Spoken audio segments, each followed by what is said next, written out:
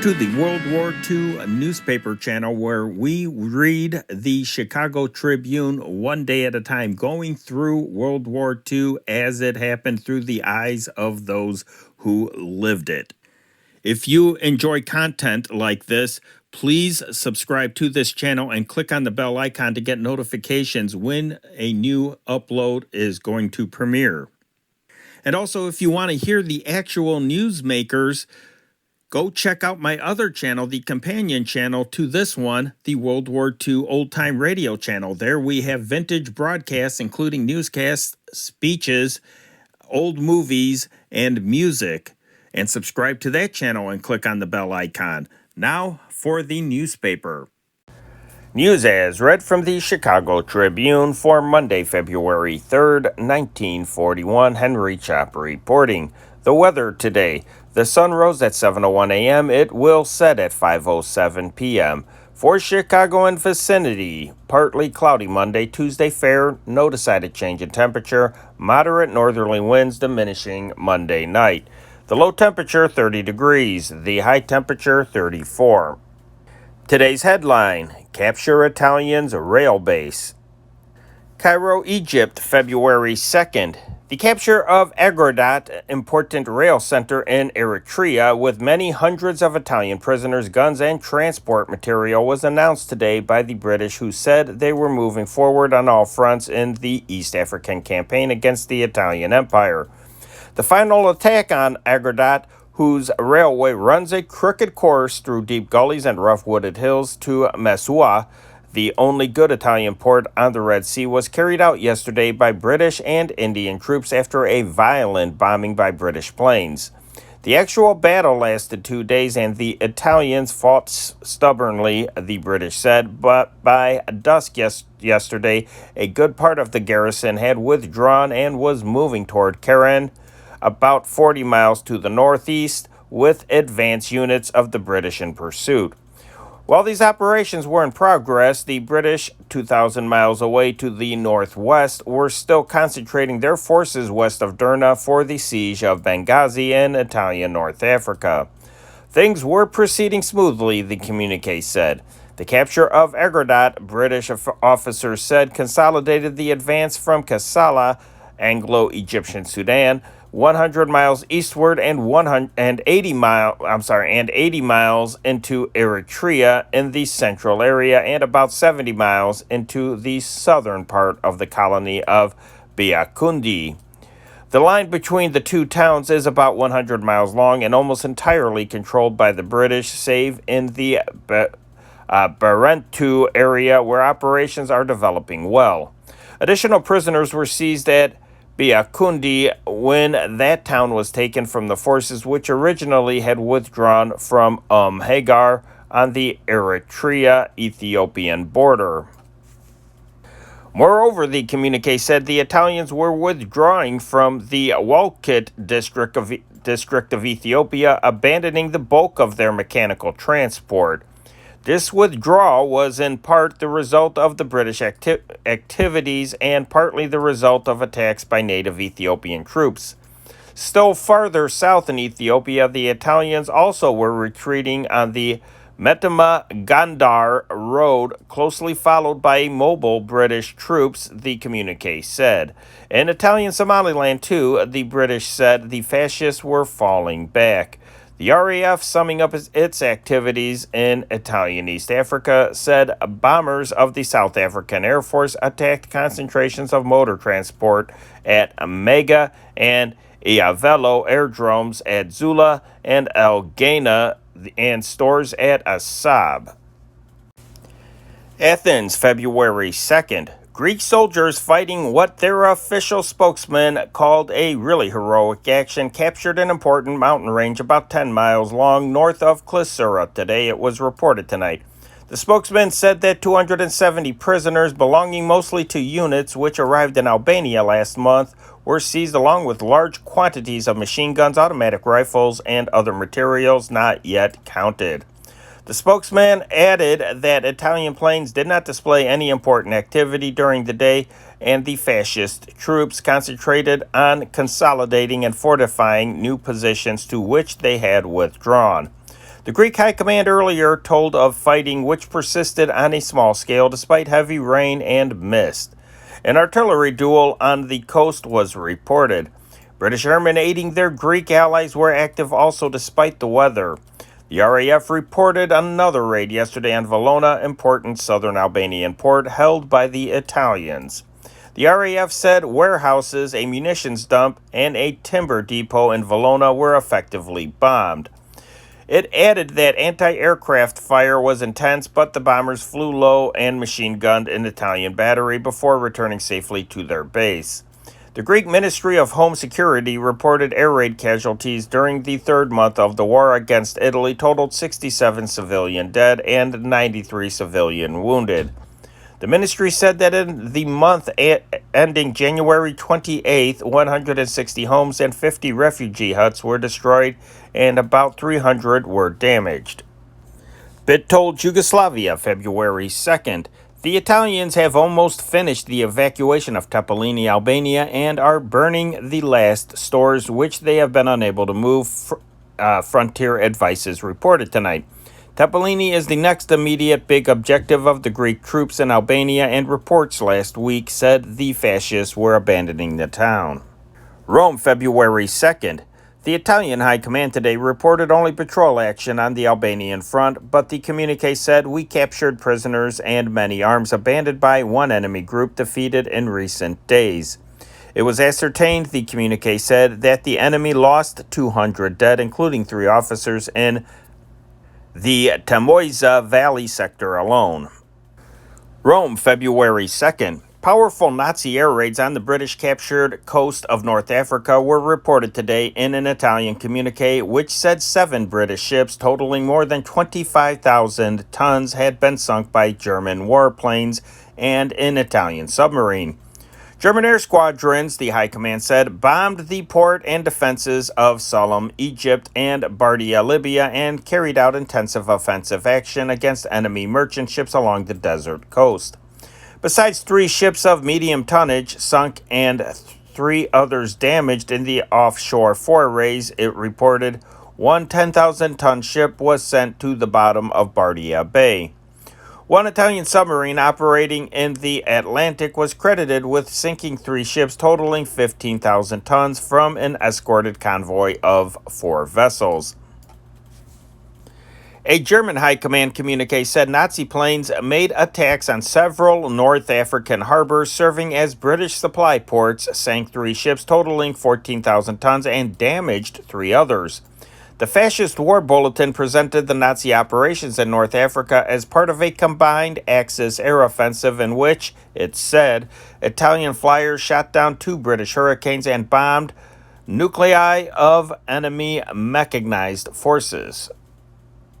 Stockholm, Sweden, February 2nd. The Berlin correspondent of the Stockholm newspaper Tidningen today reported that German troops destined to fight in Africa are being trained in special hothouses near Berlin and in Thuringia. He described the hothouses as chambers 109 yards long and 65 wide, with the temperature maintained at about 104 degrees Fahrenheit and the humidity often varied. The soldiers work in this atmosphere for 48 hours at a time with only half a bottle of tepid water to drink. They are fed tropical foods. London, February 2nd. More than 100 British fighter planes and a large number of bombers crossed the English Channel today in a new daylight aerial offensive against the coast from which the Nazis are expected to try to invade Britain in the spring. To one observer on the coast, the sky seemed to be full of planes, and the bombers, protected by clouds of fighting planes, soared over the channel in brilliant sunshine, carrying high explosives to smash the German bases. 3 German fighting planes encountered by the British were shot down, while 1 British plane failed to return home, an Air Ministry communique said.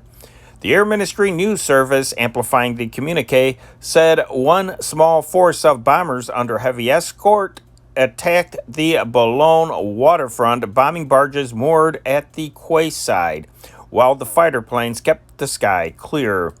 The attack was made in the face of heavy anti-aircraft fire. One of the German planes destroyed was shot down by a 28-year-old American-born flight lieutenant, the news service said, without naming him. The daylight raids were a carryover from attacks of Saturday night and at dawn. In the night sortie, the Air Ministry said a small force of aircraft attacked the docks at Brest. That was the old French naval base from which the Germans now are believed to be operating submarines. At dawn, another small force of British bombers raided the docks at Boulogne, France, and Ostend, Belgium, an authoritative source said. The attacks on the continental coast continued into midday. Lorient, Dunkirk, and Boulogne appeared to be the targets. Airdromes were raided at Ostend and Berck. The Germans were active only in a small way over Britain. A German bomber flew over East Anglia, dropping 8 bombs on the outskirts of a town. Most fell in an open field, and there were no casualties. England was free of night raiders up to a late hour. London sources acknowledged there was considerable air activity over the Strait of Dover during the day. Nazi planes made minor daylight forays against the coastal region. In the late afternoon, a raider, pursued by 2 British machines, was sighted flying low over the northeastern coastal region. Berlin, February 3rd. German bombers destroyed 2 grounded British bombers and scored hits on hangars at the Mildenhall, England airport in the course of reconnaissance flights yesterday, informed sources said early today. The raiders also scored numerous hits on a factory and warehouses in the southeast England town, it was reported. Trackage at the town's railway station was reported heavily damaged. 2 merchantmen, 4,000 and 3,000 tons each, were attacked from the air and set afire, the Germans claimed. The Germans did not disclose the location of this attack. Another in a long series of shellings by German cannon on the Channel coast was reported. The Nazi communique said war vital objectives in southeast England were shelled by long-range guns. German sources announced 7 civilians were killed yesterday by British bombers attacking Boulogne and surrounding territory in northern France. London, February 2nd. A 5-word message received in London today by Richard Beaumont announced that his mother, Mrs. Sybil Collings Beaumont Hathaway, Dame of Sark, and his stepfather, Robert Hathaway, were safe. It was the first news of the Dame of Sark since the Channel Islands were occupied by the Germans. Both well, Sybil and Bob, the message said. It was sent by way of Berlin and New York. Berlin, February 2nd. Following Adolf Hitler's recent speech on the anniversary of the Nazis' rise to power, in which he said his armies were greater than ever before, discussion of where and how he plans to use the forces has again become the order of the day. Foreign observers here estimate that the number of Germans called to the colors is at least as big as it was in the World War. If one includes the men of the Schutzstaffel, Hitler Guards, and the stormtroopers, and in the labor and construction services, they say the figure is even bigger. The total, of course, is a secret, but after Hitler's speech, many of his followers engaged in heated arguments on the size of the armies and the auxiliary forces. Some claim the total was at least 11 millions, while others put it at 8 millions. One must bear in mind that this is a totalitarian war in which workers are referred to as the soldiers of labor and the civilian population is organized systematically to support the war effort. A year ago, before the blitzkriegs in Norway, Holland, Belgium, and France, Europe went through a period of comparative war quiet. Today, Europe knows the periods of relative calm are being used to prepare new moves.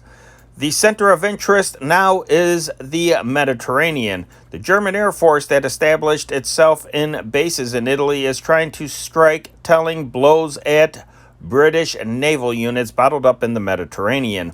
Little has been said about the Italian Navy in recent weeks. It is expected the Italian fleet will continue to keep out of the battle line until the German and Italian air forces have weakened the British naval forces in the Mediterranean. If this plan succeeds, the Germans and the Italians will be able to send reinforcements to northern Africa to fulfill Hitler's promise that every square mile of land his partner, meaning Mussolini, has lost will be reconquered. The importance of the battle in the Mediterranean between authoritarian air forces and the English naval and air forces must not be underestimated. Developments in the Southeast Europe and in the Battle of England itself are declared to hinge on the outcome. In the Southeast, German negotiations with Bulgaria remain shrouded in mystery. If Hitler decides to take energetic steps to help Mussolini obtain the bases he wants in Greece and in the Dedekanese Islands, the simplest way would be to send some of the many troops he has in Romania through Bulgaria into Greece. German troops could also be sent through the Adriatic Sea into Albania. Strong German forces are along the Black Sea in Romania. They could be used if a conflict with Turkey developed. Those who assert that relations between Germany and Russia are not so friendly as both Moscow and Berlin say attach special importance to a German statement that motorization of the German armed forces has been continued at top speed. If we switch to the west, we find 3/5 of France occupied by the Germans and 1.5 million of France's men prisoners working in Germany. Distrust of what is happening in unoccupied France remains strong among the Nazis. How much sympathy the chief of the Free French Forces, General Charles de Gaulle, enjoys in France is discussed with great earnestness. Finally, if we look toward England and compare developments in the Battle of England with reports in the German press and Nazi circles, one may divide this problem into two parts: the German blockade of England and the possible invasion of the country, with French Atlantic ports in the hands of the Germans. German naval and air raiders can reach far westward. German vessels in foreign ports are beginning to make new efforts to reach their home ports, presumably to take part in what the Germans believe may prove the final phase of the Battle of England. Berlin has had no air raids since December 21st, but the people are convinced that when the worst cold is over, big raids will take place. They are preparing for them. San Fernando, California, February 2nd. William Howley Bolus, glider manufacturer and pilot, predicts Germany will use thousands of 8-man gliders in an invasion on England. Bolus has been a soaring pilot since 1910, when, at the age of 14, he built his first glider. Many years later, he set a record by remaining aloft in one for 9 hours. Some time ago, Bolus said in an interview, "I learned that Germany was producing 8-place gliders at the rate of 400 to 500 a month. She must have many thousands available today." Here is the way Bolus pictures a glider invasion of England. Starting from France or even Germany, a powerful bomber will tow a train of 10 of the 8-place gliders to an altitude of 20,000 feet. There they will be cut loose and glide silently in formation across the channel, hundreds at a time. Parachute troops are at a disadvantage in that they make good targets while slowly drifting down, and they cannot carry full infantry equipment. Glider troops, on the other hand, can carry machine guns, ample ammunition, and food. A single bomber towing 10 gliders can start an entire machine gun company of 80 men on a silent cross-channel glide. Istanbul, Turkey, February 2nd. Turkish newspapers expressed concern today over the possibility that German troops now concentrated in Hungary and Romania were on the verge of an offensive in the Balkans. One newspaper urged unification of American and Turkish aims and desires.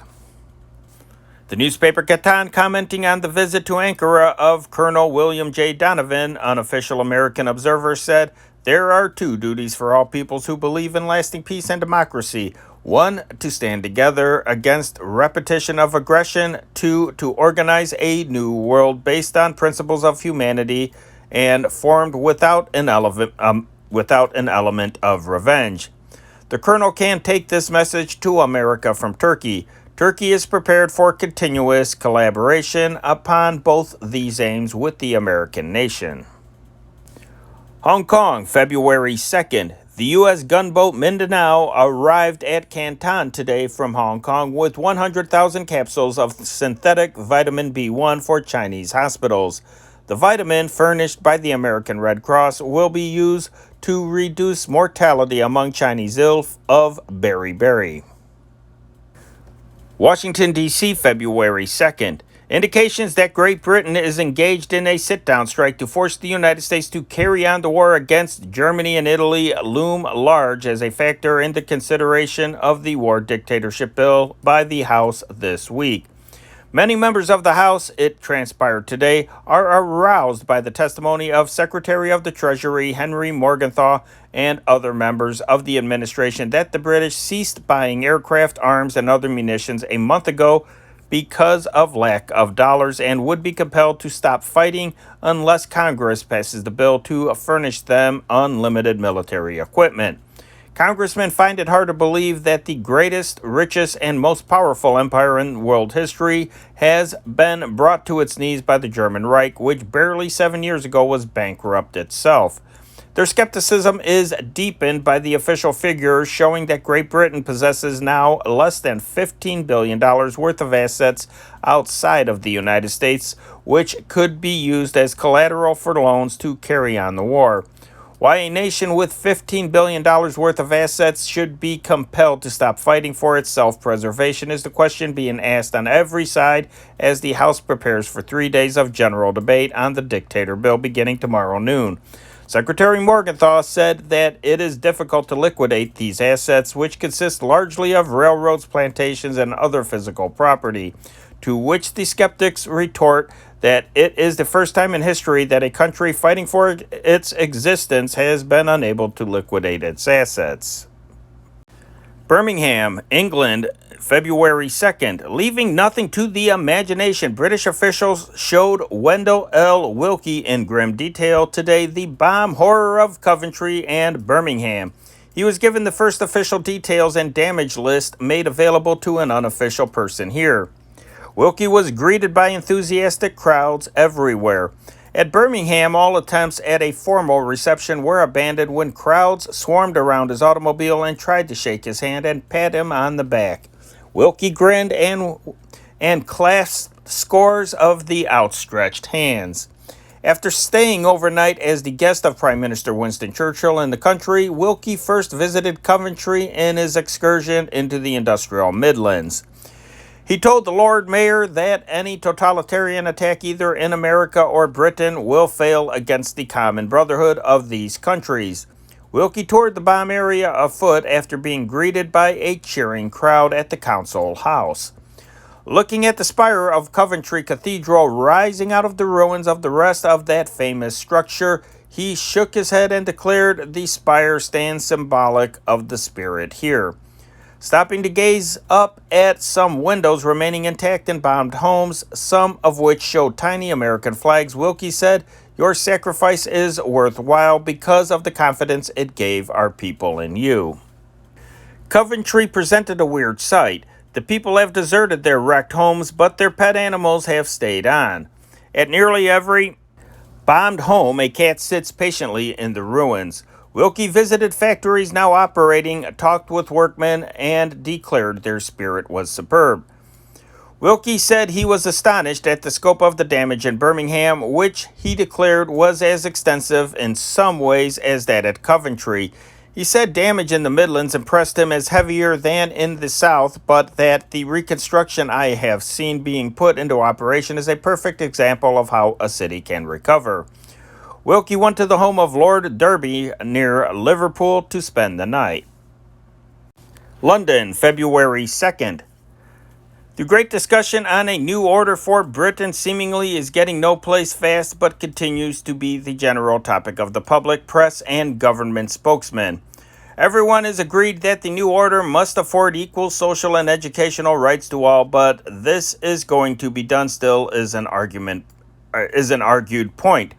Prime Minister Churchill has a program for what he calls a number of practical steps which are indispensable if our country is to move forward. Clement R. Attlee, a former leader of the Labour opposition in the House of Commons and now Lord Privy Seal, holds to his belief in the traditional parliamentary system and expresses the hope that after the war we shall again have those healthy differences of opinion which are the lifeblood of democracy. Minister of Labour Ernest Bevin and Arthur Greenwood, Minister for Post-War Reconstruction, envisages after the war a great government nationalization scheme of land, industry, and transport under the overwhelming powerful Labor government.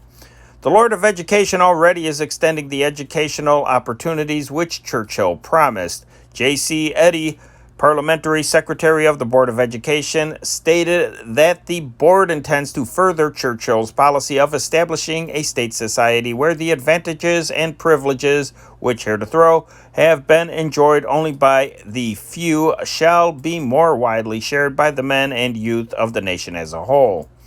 The new leader, Independent Labor Party Weekly, demanded that if labor is conscripted, wealth must be conscripted. It said that when Bevan's industrial conscription plan is put into effect, the only theoretical difference between Britain and Nazi fascist economy will be that free trade unions exist in Britain while Germany and Italy have labor front organizations. Washington, D.C., February 2nd. Viscount Halifax, the British ambassador, has arranged to make his first public speech in the United States this month. The speech is set tentatively for about February 20th in New York. Sources close to the ambassador indicated that he may disclose Britain's war and peace aims. Ottawa, Ontario, February 2nd. Movement overseas of a great army of airmen, infantry, and armored units in 1941 was promised tonight by Canadian Prime Minister W.L. Mackenzie King in a broadcast supporting the February War Savings Campaign. There are many indications that within a very short while, the enemy will make a tremendous effort to destroy the British Commonwealth by a series of smashing blows of unprecedented fury, the Prime Minister said. As part of Canada's effort to meet this, he outlined as objectives for 1941. Provision of 25 new air squadrons identified as Canadian from graduates of the British Commonwealth Air Training Plan for service overseas.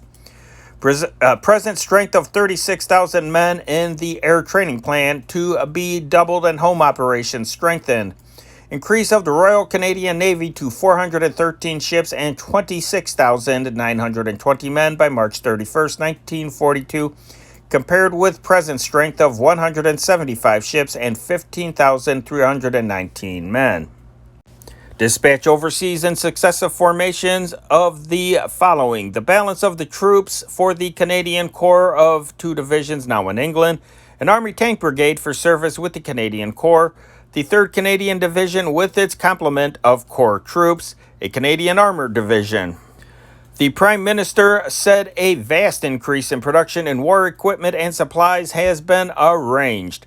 Canada would concentrate on making for Britain those things which the United States was not making, such as tanks, small arms, Bren guns, aircraft machine guns, and anti-tank guns and ammunition for them. He said there was complete agreement between the British and Canadian governments on these plans, and the new measures were being timed to fit into the British program.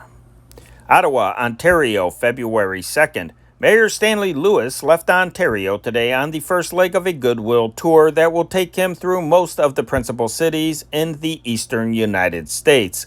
Mayor Lewis was accompanied by Alderman G.F. Purley, Vice Chairman of the Civic, Industrial, and Publicity Committee, and Redverse Pratt, Director of Publicity for Ottawa Tourist Bureau. Vichy, France, February 2nd. It was reported reliably today that Admiral Jean Darlin, Minister of the Navy, would leave Vichy for Paris by train early this afternoon and would return to Vichy with former Foreign Minister Pierre Laval. Associated Press dispatches from Berlin to Geneva, Switzerland, said yesterday that Admiral Darlin had sought unsuccessfully to confer with political leaders in Paris on developments in occupied France. The dispatches said that Admiral Darlin, who was reported in Vichy at the time, had been informed from Paris that such conferences were useless as long as the Vichy government had not drawn clear conclusion from the present situation. Admiral Darlin conferred with Chief of State Philippe Pétain in Vichy late yesterday. A special train for him stood ready at the station, but it could not be learned whether it would leave. There was no confirmation of a report that Admiral Darlin would bring former Vice Premier and Foreign Minister Laval to Vichy from Paris. Formation of a group opposed to Pétain's French National Union Committee of 51 was announced by radio in Paris Saturday. The announcement was accompanied by a violent attack on the men of Vichy and a warning that France must collaborate quickly and fully with Germany before its victory over England. The pro-Nazi group in Paris called itself the People's Committee and favored complete collaboration with Germany. A DNB German official news agency dispatched from Paris yesterday said there was great public interest in the formation of what the Germans called a Society for Organization of France. The agency said thousands of Frenchmen, including former national leaders and distinguished citizens, wished to join and asserted that French organizations, which a membership of 500,000 have offered to cooperate. London, February 2nd. Mary, Princess Royal of England, stressed today the need for well-filled blood banks when she made a broadcast launching a campaign at Leeds for 100,000 blood donors.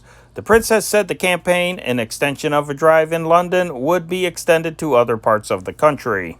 London, February 2nd. Efforts to introduce communal feeding to the better class homes will be made shortly by the Ministry of Food, it was learned tonight. The basic idea is to have 30 families in a street get together for the chief meal of the day so that shopping, cooking, serving, and cleaning up afterward can be pooled under one major operation instead of 30. It is realized that the plan will be experimental as personal snobbishness and differences in the taste of food and cooking all may take full cooperation impossible. Communal feeding now is spread all over the country. The London County Council has 138 centers and Greater London more than 200. It is estimated that 100,000 persons are fed in the centers daily. New ones are being installed here in Liverpool, Sheffield, Coventry, Reading, and other places.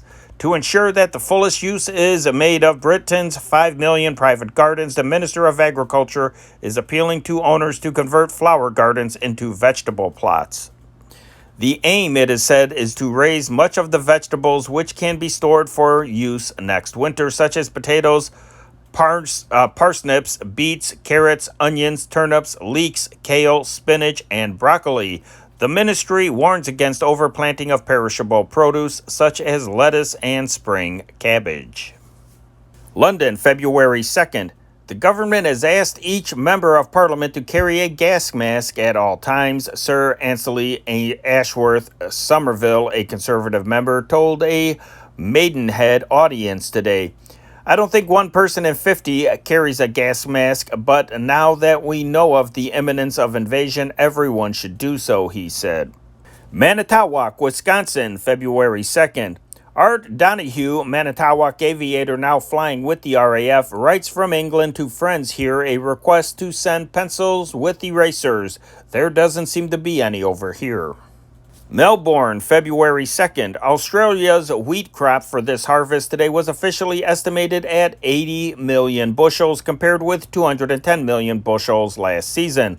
Officials said a dry season reduced the crop. Cannes, France, February 2nd. Butter, not begonias, is the worry of the French Riviera this year as the time for the annual flower battles arrives and the villa dwellers are too busy standing in food lines to think about tourist attractions. The flower battles, which usually are held in early February with processions of decorated automobiles and showers of flowers, were not even considered. Normally, about 50,000 American and English tourists would be toasting in the Mediterranean sun and shelling out money to croupiers in the casinos. Now there are about 4,000 foreigners, most of them Englishmen, who are unable to leave and who are scrambling for rations and coal like everyone else. The casinos, except in Monte Carlo, are closed. The hotels are only a fifth filled, and the pretentious villas are empty. Where shiny, sleek automobiles from the United States and England used to stand under the watchful eye of uniformed flunkies are now only rows of bicycles under the doubtful care of a bellboy. Nightlife has disappeared, and one confirmed Riviera resident remarked, Plaintively, I haven't had my dinner jacket on in months. Residents now are standing in line for hours since everybody is required to appear personally for his 100 grams or 3½ ounces of butter, 50 grams of cheese, and 1 egg. Still anchored in Riviera ports as residences of their owners are the yachts of Prince Andrei of Greece, uncle of King George II, who had his windows battered down for the cold weather, and the former Khedive of Egypt, Abbas Haumi, who lives on his rations and asks no favors. Berlin, February 2nd. Permanent cultural and recreational centers for German soldiers will be built throughout Norway. It was disclosed today when Propaganda Minister Joseph Goebbels called on the nation to contribute. Adolf Hitler gave the fund 1 million marks, or about $400,000. The homes will be built in Norwegian towns where German soldiers are garrisoned. Budapest, Hungary, February 2nd. A decree issued today grants priority of minority languages over Hungarian in the minority schools of the country. Since 1935, the minority languages and Hungarian have been on an equal basis, but now Hungarian will be obligatory only as a second language in certain regions. There are 1,200 minority schools in Hungary, of which 700 are pure minority and 500 so-called mixed schools. Vatican City, February 2nd. Pope Pius XII received scores of candles reduced in size by wartime shortages of beeswax in a colorful Candlemas ceremony today. Candlemas, also known as the Feast of the Purification of the Virgin Mary, commemorates the presentation of Jesus at the temple. Usually, the Pope receives about 200 large candles, nicely painted and tied in red and white silk with gold fringe. This year, however, because of the beeswax shortage, Pope Pius made known he would accept small candles with equal pleasure. Moscow, February 2nd. 3 million young communists turned out today for cross-country ski races throughout northern Russia in honor of the 23rd anniversary of the creation of the Red Army. Johannesburg, Union of South Africa, February 2nd. Fierce rioting between soldiers and civilians suspected of anti-British sympathies broke out in this capital of Transvaal province on Friday. Peace was not fully restored until today. The wildest scenes took place last night and today when thousands of police and street fighters were involved. Police resorted to tear gas bombs and baton charges to break up the fighting in the heart of the city, and about 140 persons, mostly soldiers, were sent to hospitals. The disorders were traced to differences between soldiers and civilians following a meeting on Friday of the Asiwa Brandwag, an organization embracing extreme republicanism and generally considered anti-British. The meeting, said to have been purely cultural and non-political, was orderly, but clashes took place after it between soldiers and civilians, some of the latter wearing beards favored by members of the Asiwa Brandwag. Police intervened, but the soldiers showed resentment at taking their orders. Rioting flared anew last night and continued into today when soldiers on Saturday night leave attacked a bearded man on a streetcar. The city was crowded with soldiers and the streets rang with the clamor of rioting. Lisbon, Portugal, February 2nd. The influential newspaper Diário Noticias prominently displayed today an editorial urging that Portugal make herself the clearing center for relief for child victims of the European war. The director of the paper, Augusto de Castro, offered his program in a front-page editorial under a 5-column headline, "Let us save the children, victims of war." He suggested, "Let us coordinate all efforts from those of the esteemed International Red Cross down." Why do we not propose creation in all countries at war of shelter cities where children exposed to immediate danger may take refuge? Why not ask and get establishment in Portugal of an international center for protection and distribution of children authorized by the belligerent governments and for food destined exclusively for charitable purposes? And now for national news. Omaha, Nebraska, February 2nd. A policy of critical watchfulness toward Wendell L. Willkie, defeated candidate for president, emerged today from a meeting of Republican state chairmen and advisors from 14 Midwest states. Willkie's right to represent the party was challenged despite the curb ordered on such talk by some Eastern GOP leaders. A complete airing of the affair Willkie was predicted several days ago by Bert Carpenter, Nebraska National Committeeman, who declared that many GOP leaders were angry about the spot on which the party was put by Willkie, a former Democrat. There were some telephone calls, and Carpenter later said he was sorry he talked and that the matter would not be brought up at the meeting here. Washington, D.C., February 2nd. The placing of Army and Navy flyers on airliners for advanced training was reported under official study today as a means of meeting a prospective critical shortage of commercial pilots. Suggested to the War and Navy departments by officials of several lines as one of several possible measures to prevent curtailment of fast commercial transportation by defense demands. The proposal involved the use of military flyers only as co-pilots. The plan was described as an adaptation of an existing arrangement by which Pan American Airways has undertaken the training of some 850 Army cadets in flight navigation. The airlines were described by some of their own spokesmen and by government officials as almost frantic over the prospective shortage of pilots. Of some 2,000 commercial transport pilots, about 75% are Army or Navy Reserve officers, and official warning already has been served that a large proportion of these would be summoned to active duty within a few months. A number of pilots already have donned uniforms voluntarily because of military demands and the prospects of rapid advancement in the armed services. Viewed as even more serious is that new transport pilots no longer may be recruited from flyers trained by the Army and Navy, thus drying up the principal source of the airline supply.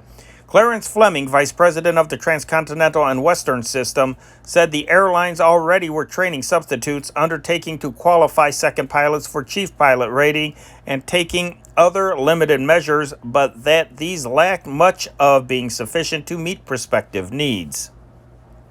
Washington, D.C., February 2nd. President William Green tonight said the American Federation of Labor had organized a majority of the 60,000 production employees in the Ford Motor Company's Lincoln and River Rouge plants at Detroit, Michigan. Officials said the AFL had conducted a quiet organization drive and that all details had been completed and charters issued. The locals, identified only by numbers, are what the AFL designates as federal labor unions chartered directly by the Federation rather than by its affiliated United Automobile Workers Union, United Automobile Workers of America Union. Springfield, Missouri, February 2nd. Springfield's payroll will be increased $432,000 a month when work is started next week on the War Department's new Army base hospital here to serve the 7th and 4th Corps areas. It will be one of the biggest Army hospitals in the country. New York, February 2nd. Early returns from a nationwide survey disclosed today that there is a vast amount of idle plant space and partly used machinery and equipment available for the preparedness program. The survey was undertaken by the National Industrial Council, an affiliate of the National Association of Manufacturers, in cooperation with 38 state manufacturing associations on January 19th at the suggestion of William S. Knudsen, director of the Office of War Production Management. Kansas City, Missouri, February 2nd. Ted Morton, 19-year-old print shop assistant, ran 34.09 miles in 13 hours and 29 minutes to win a $10 bet and convince Brigadier General E.L. Gruber of Fort Leavenworth that America's young men haven't been living too soft a life. Gruber made that charge last week in a speech which Morton heard. He bet two friends he could, without special training, run 34 miles in 7.5 hours with 1 hour of rest for each hour of running. He started his marathon at 8 a.m. yesterday on a high school's 400-yard track. 150 laps later, he collected the $10 and called for a steak dinner. "I feel fine today," said young Morton, and say, I hope the general hears about this. Los Angeles, California, February 2nd. Climaxing an all-night drinking party, Dolores Del Mar, 29 years old, Hollywood nightclub dancer, drowned in the West Basin at San Pedro early today when she leaped in the nude from the luxurious yacht of Arthur M. Hamburger, an assistant movie director and member of a wealthy Hollywood family. Aboard the 65-foot yacht, El Commandi, at the time were Hamburger, Robert Tracy, an actor, and Miss Alice Dern, nightclub entertainer and roommate of the dead girl. Police said members of the party admitted that they had been drinking on the yacht until the liquor ran out. Police Lieutenant A.H. Piros, who questioned Miss Dern and the two men aboard the yacht but did not take them to the police station for a formal statement, said the men told him they went to sleep in a cabin after the liquor supply gave out. West Palm Beach, Florida, February 2nd. Salvage crews appeared near success today in their efforts to refloat the grounded liner Manhattan from a sandbar 9 miles north of here. F.O. Pontus, stockmaster at Palm Beach Terminal, said 3 tugs aided by an early morning tide made considerable progress and that the big vessel continued to slide toward open sea throughout the day. The 24,000-ton steamer went aground on January 12th. New York, February 12th. Friends of the Duchess of Windsor revealed today the New York News says that whisper reports concerning Her Royal Highness are true, that the former Baltimore belle has had her face lifted. The story, as told by the New York News, asserts the operation was performed between Christmas and New Year's Day by Dr. I. Daniel Sherrill, a New York plastic surgeon who since has kept his own counsel. The work was done in the privacy of the governor's mansion in Nassau, where reports were given out that the Duchess was suffering from a slight cold. Elaborate preparations were made in advance. The Duchess was having trouble with her teeth, and it was feared that a facelifting operation under those conditions might bring complications. So the Duchess, accompanied by the Duke, went to Miami, where an infected wisdom tooth was removed. On December 17th, the pair returned to their domain in the Bahamas. Meanwhile, Dr. Sherrill went to Hollywood, Florida, where he remained until he received word to proceed to Nassau. There he examined the Duchess and decided the operation should be limited in scope, that nothing would be done to her nose or to the skin around her eyes. The Duchess, friends said, suggested that the mole on her chin be removed, but Dr. Sherrill argued that to remove the mole would be to advertise that her face had been operated upon. Princeton, New Jersey, February 2nd. Dr. Christian Gauss announced today repeal of the nearly 2-century-old Princeton University rule forbidding undergraduates to keep liquor in their rooms. Galveston, Texas, February 2nd. The Badgett quadruplets discovered today that the fellow who said you can't eat your cake and have it knew what he was talking about. Jeanette, Geraldine, Joyce, and Joan, daughters of Mr. and Mrs. Ellis Badgett, were 2 years old yesterday, and each was awarded a cake bearing 2 candles. All that was left at bedtime tonight were the candles and 4 little girls who weren't a bit hungry. And now for local and regional news. Camp Forest, Tennessee, February 2nd. A possibility that troops of the 33rd Division Illinois National Guard, as well as other National Guard regiments already in the field, will not be returned to their home stations at the expiration of a years of service, was voiced today by Brigadier General T.A. Frazier, Adjutant General of Tennessee. The 33rd Division is scheduled to be inducted into federal service on March 5th and will train at Camp Forest near Tullahoma. There is considerable talk that the National Guard troops will be in the field 16 months instead of 12 months as planned originally, General Frazier said. Of course, I know nothing about this officially, but we should know definitely within 90 days. Major General Samuel T. Lawton, commander of the Illinois National Guard, said he had not heard of any extension of the time of field service. He refused to comment on General Frazier's statement. Camp Forest was inspected today by General Lawton and 2 staff officers, Lieutenant Colonel John A. Prosser and Major Clifford Templeton.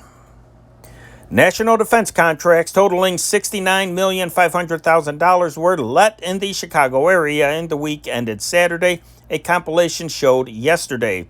The $31 million airplane engine plant to be built by the Buick division of General Motors Corporation and a $36,497,520 engine order to be filled by the new plant accounted for the bulk of the total. A $668,546 order for trucks was placed with International Harvester Company and numerous smaller contracts covering a wide variety of products were let to other companies. 28 companies received their first national defense orders, according to Levitt S. Lyon, Chief Executive Officer of the Chicago Association of Commerce. Thomas E. Evanson, 5237 Harper Avenue, will be turned over to immigration authorities today by police who said he has been posing as a representative of the Canadian government. Evanson was arrested Saturday night by detectives Donald Coakley and Ray Giesler on a disorderly conduct charge brought by Mrs. Hugo Goodman, 5318 Cornell Avenue. Mrs. Goodman said Evanson had been calling regularly on her daughter, Mrs. Madeline Holmes Krebs, a widow, and that when she became suspicious of him, he told her he was a cattle buyer for the Canadian government. A check of Canadian authorities here, Mrs. Goodman said, confirmed her suspicions that he was not a Canadian agent.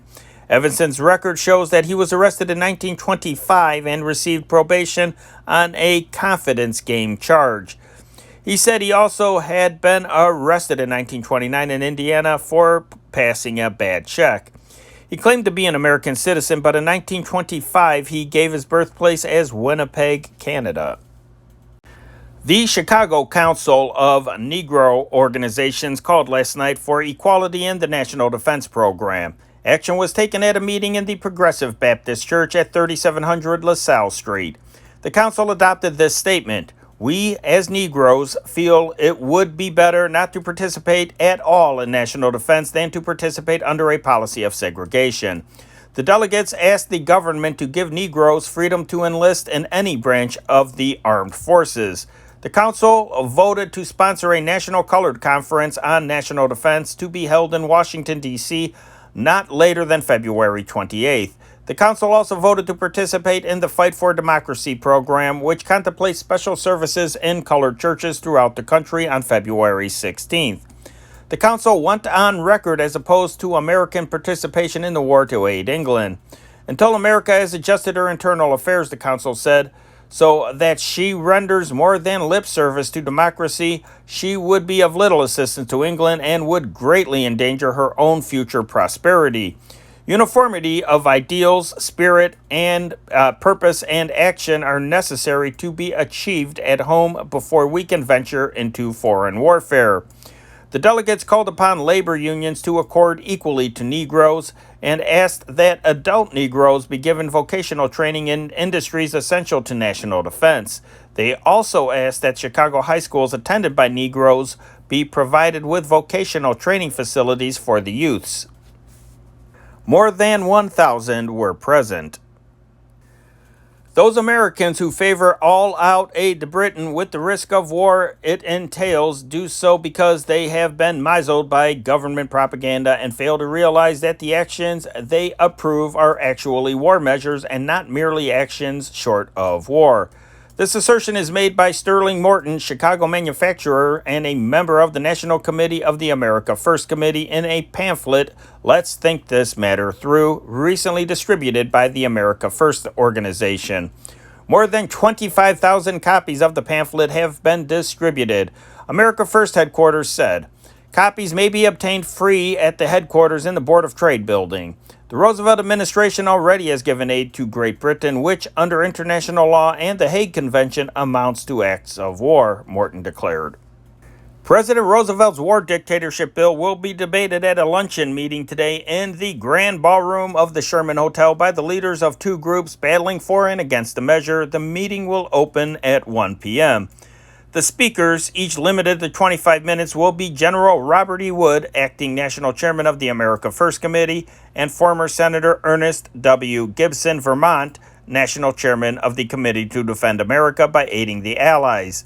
A capacity audience of 1,250 persons is expected to hear the debate, sponsored by Advertising Men's Post number 38 of the American Legion. The debate will be broadcast over station WAAF. Leaders of the Mothers Crusade to Defeat Bill 1776 said yesterday they had received hundreds of telephone calls requesting information on the group's plan to send 5,000 mothers to Washington to lobby against the administrator's dictator measure. Mothers wishing to join in the march were urged to telephone Loop headquarters of the organization at Harrison 3567 or Southside headquarters at Prospect 3991. Offices are in room 733 at 53 West Jackson Street and at 6209 South Laughlin Street. A committee of 5 women is in charge of the drive. County Judge Edmund K. Jarecki will discuss election administrative problems tomorrow at the opening of a 2-day meeting of the Association of Election Commissioners of Illinois. They will meet in the Hotel Sherman under the chairmanship of County Judge Joseph E. Fleming of St. Clair County. William J. Smith, Jr., Chief Clerk of the Aurora Election Board, and J. Huber Allen, Chief Clerk of the Bloomington Board, and Bert L. Cottrell, Assistant Chief Clerk of the Peoria Board, will join Judge Jarecki in the discussion. Benjamin S. Adamowski, attorney for the Chicago Board, will discuss remedial legislation. Milwaukee, Wisconsin, February 2nd. The Allis-Chalmers Manufacturing Company, whose $40 million national defense contracts have been held up since January 22nd by a strike of 7,000 members of the CIO Automobile Workers Union, today declared no employee's job shall be dependent upon membership in any union. The company declined a request of R.J. Thomas, international president of the union, that the management, through its executive committee, discuss the company's open shop policy with the union leaders. Rejection of Thomas's request for a meeting of company executive and union leaders came from Max W. Babb, president of the Allis-Chalmers Company. Thomas, who left for Detroit yesterday, did not receive the Babb message. Instead, it was delivered to Major James P. Holmes, federal conciliator. Thomas had said the strike could not be settled unless the company changed its open shop policy. Persons considered competent to speak on the status of Chicago's handbook racket gravely asserted yesterday that there is no future in it for young men wishing to pile up fortunes in a hurry. Authorities on the subject reported that only a few of the more daring and desperate of the downtown operators are limping along, living on hope. Bertram J. Kahn, president of the Chicago Crime Commission and a spokesman for the Chicago Association of Commerce, said his information is that the Loop bookie business is dying if it is not dead.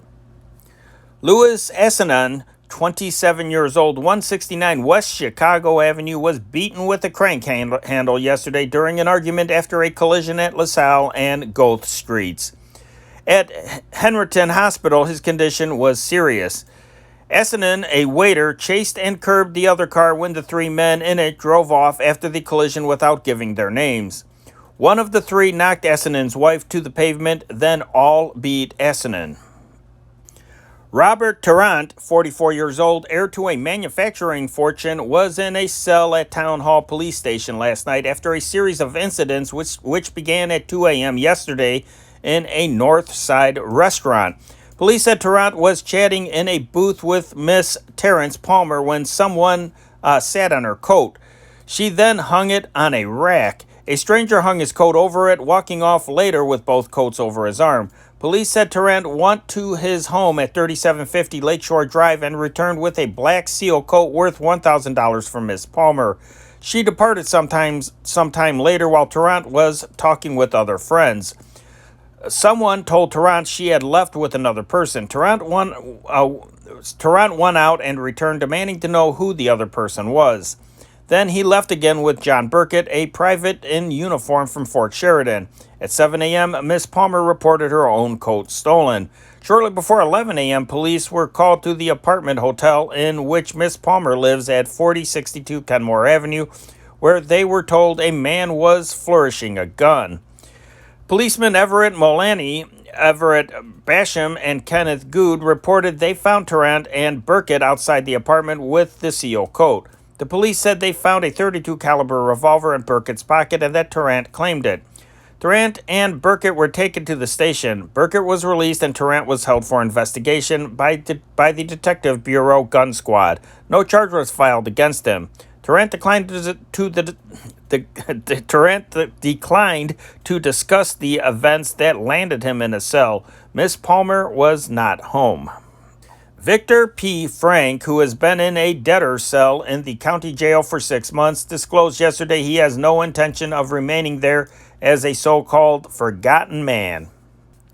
He said he will ask his freedom soon on the ground the sentence is an indefinite one. Frank, an attorney, is 49 years old and lived at 5200 Sheridan Road with his invalid wife. Last August 1st, Judge John C. Lowe sent him to jail on a contempt of court citation for failing to produce $2,955, which Frank had collected from a foreclosure sale as a special commissioner of the Superior Court. The money was part of a total court shortage of $5,569, of which Frank was accused. Frank said yesterday he has outstanding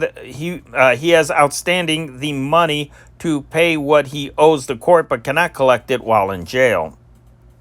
Here's the Groundhog Weather Report, guaranteed to please. For believers, the Groundhog Advancement and Cultural Society announced that the flowers that bloom in the spring, hey, will be popping out any time now. Jay Groundhog, the Society's observer, took his annual Groundhog Day walk yesterday, but never at any time saw his shadow.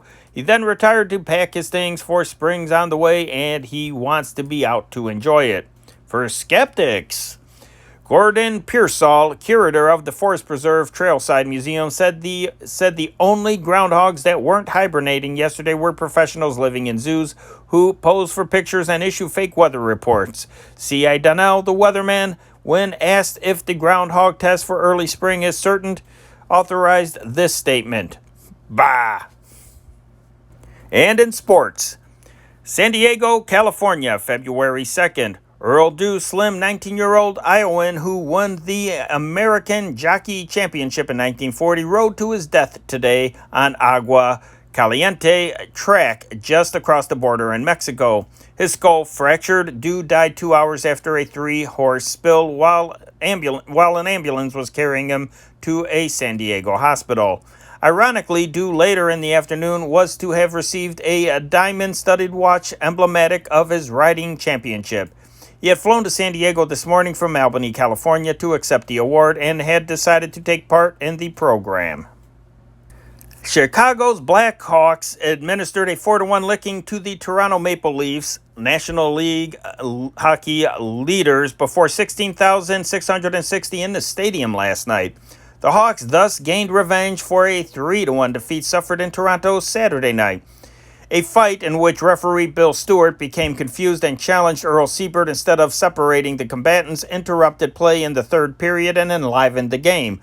Bob Carse of the Hawks and Wally Stanowski of the Leafs drew major penalties for the fight, although Carse's only crime appeared to be in receiving a well-executed punch in the eye.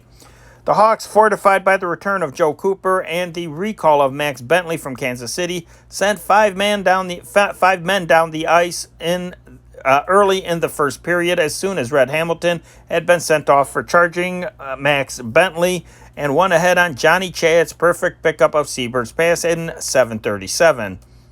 A combination play involving Doug Bentley, Coley Dahlstrom, and Phil Hergesheimer made the score 2-0 in 15:15 of the period when Hergesheimer drove a long shot through goalie Turk Broda's legs.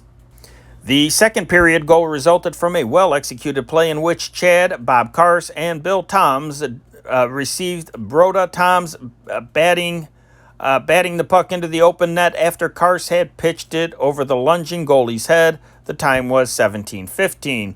Bob Carse made the fourth Hawk goal in the 44th second of the last period on a long shot from along the boards, the puck catching the far corner of the cage and bounding into the net. The Leaf goal was scored by Dave Schreiner at 10:10 in the third period when goalie Samuel Lepresti, attempting to recover from spectacular saves on Stankowski and Don Metz, could not get back into the net fast enough. Cooper was making his first appearance in the Chicago lineup since he suffered a fracture of a small ankle bone on January 12th. New York, February 2nd. The New York Rangers defeated the Montreal Canadiens 2-1 tonight despite a shakeup in their forward lines caused by the absence of the injured Phil Watson.